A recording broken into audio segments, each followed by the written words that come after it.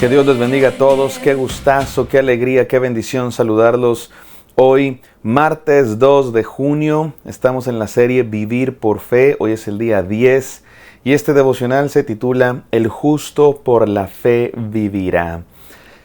El día de hoy estamos en quizá el devocional central de esta serie, tanto en el sentido cronológico, porque más o menos esta serie va a durar unos 20 días y estamos precisamente en el día 10, así es que estamos a la mitad de esta serie. También estamos más o menos a la mitad del libro de Habacuc y además vamos a leer hoy la frase más famosa y también más importante del libro del profeta Habacuc: el justo por la fe vivirá, que también es la frase que da título a esta serie, Vivir por Fe. Así es que vamos a estudiar lo que Dios quiere decirnos el día de hoy.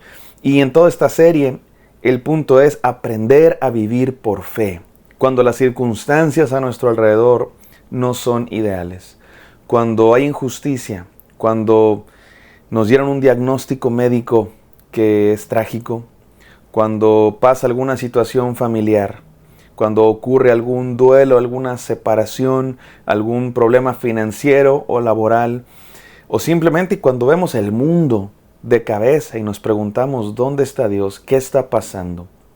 Dios nos invita a vivir por fe, como Habacuc, a esperar en sus tiempos, a esperar en la promesa de Dios, de que Él siempre está actuando, de que Él siempre está con nosotros, de que Él no nos abandonará, de que Él estará todos los días, de que Él será un poderoso gigante, de que Él está con nosotros aún en el valle de sombra de muerte. De eso se trata, vivir por fe. Y el día de hoy nos lo va a explicar un poco más claramente y sobre todo nos lo va a explicar con un contraste: la vida de fe y la vida del orgulloso. Esto es interesante porque lo contrario a alguien que vive por fe, nosotros podríamos pensar, se trata de un ateo, se trata de alguien que niega a Dios, se trata de alguien que anda en el pecado. Pero no, lo que Habacuc, o más bien Dios, a través del profeta Habacuc, nos dice que es lo opuesto a vivir por fe, es a vivir en orgullo, a vivir en soberbia. Y ya lo hemos visto en algunos devocionales anteriores cuando nos habló de la actitud de Babilonia, esta actitud de autosuficiencia. Yo puedo solo, voy a hacer las cosas a mi manera, no necesito a Dios, yo soy mi propio Dios, yo tengo mis fuerzas, yo he conseguido todo con mi capacidad, con mi inteligencia. Esa es la actitud contraria a vivir por fe. Vivir por fe es vivir en dependencia de Dios, en reconocer que necesitamos a Dios. Precisamente porque no entendemos lo que está pasando, necesitamos a Dios, el Todopoderoso, el Soberano, el Rey de Reyes. Vamos a continuar leyendo la respuesta de Dios, no sin antes orar. Gracias, Padre Santo, por este precioso libro de Habacuc, la palabra que tú le diste, Señor, a Habacuc, el diálogo que tuviste con Habacuc, Señor, que nos ayuda a entender, Señor, tu voluntad, tu corazón, tus pensamientos, que son mucho más grandes que los nuestros. Ayúdanos, Señor, a vivir por fe. Te lo pedimos en el precioso y santo nombre de Cristo Jesús. Amén. Amén, queridos. Como siempre, recordemos el contexto. Estamos en la segunda pregunta de Habacuc. La primera pregunta de Habacuc fue: Señor, ¿hasta cuándo? ¿Dónde estás? ¿Por qué no actúas cuando ves injusticia y corrupción en tu pueblo? Y Dios le responde: tranquilo, Habacuc, estoy actuando. Voy a levantar a un pueblo, los babilonios, que van a venir a disciplinar a mi pueblo al conquistarlos. Y Habacuc responde una segunda vez: Señor, ¿cómo que vas a hacer eso? Si los babilonios son paganos, o sea, está bien que nos disciplines, pero ¿por qué usando a los babilonios que son peor que nosotros? Y Dios responde: tranquilo, Habacuc, Habacucito. Escribe lo que te voy a decir, apúntale bien, porque también voy a juzgar a los babilonios, pero tienes que tener paciencia, porque así trabajo yo, dice Dios. Y lo interesante de la sección que estamos a punto de leer, queridos hermanos, es que es como una especie de paréntesis, porque lo que le va a decir Dios a Habacuc es: también a los babilonios los voy a juzgar, no ahorita, después, porque yo así trabajo, dice Dios, poco a poco y a su tiempo. Después voy a juzgar a los babilonios también, pero en medio de esa respuesta, lo que hoy vamos a leer es algo más grande, algo más profundo. Porque lo que Dios le quiere decir a Habacuc no es solamente sus planes. Esto voy a hacer en el futuro y ya está. Dios no solamente quiere revelar eventos del futuro, lo que Dios quiere hacer es enseñarnos qué hacer en el día de hoy. Me gusta cómo lo dice mi padre. Dios no nos quiere revelar el futuro del hombre. Dios nos quiere decir cómo debe ser el hombre del futuro. ¿Te suena? Me gusta eso. Dios no está interesado en darnos un mapa de los acontecimientos futuros. Dios quiere enseñarnos qué clase de persona ser en el futuro y en el presente. Dios está más preocupado, Dios está más interesado, no preocupado porque Dios no se preocupa, Dios está más interesado en quiénes somos y en cómo vivimos que en tener información, en que tengamos información acerca de los eventos futuros. Por eso vamos a leer, con eso en mente, vamos a leer la respuesta de Dios. Dice así. Leo otra vez primero la Reina Valera, después la traducción viviente. Reina Valera dice así, Habacuc 2 del 4 al 5. He aquí, aquel cuya alma no es recta se enorgullece, mas el justo por la fe vivirá. Nota tú esto. El que no es recto, el que no es justo, el malo, es el orgulloso. Nota tú cómo lo contrario de fe es orgullo. No es incredulidad, no es maldad, es orgullo. El orgullo es la base del pecado en contra de Dios, de la rebeldía en contra de Dios. Es el pecado original. Cuando la serpiente le dijo a Eva, serás como Dios. Se trata de orgullo, quiero ser mi propio Dios.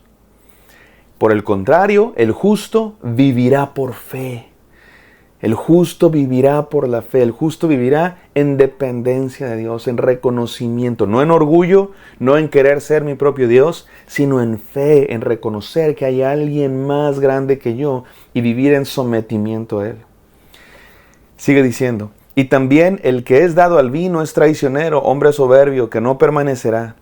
Ensanchó como el Seol su alma y es como la muerte que no se saciará.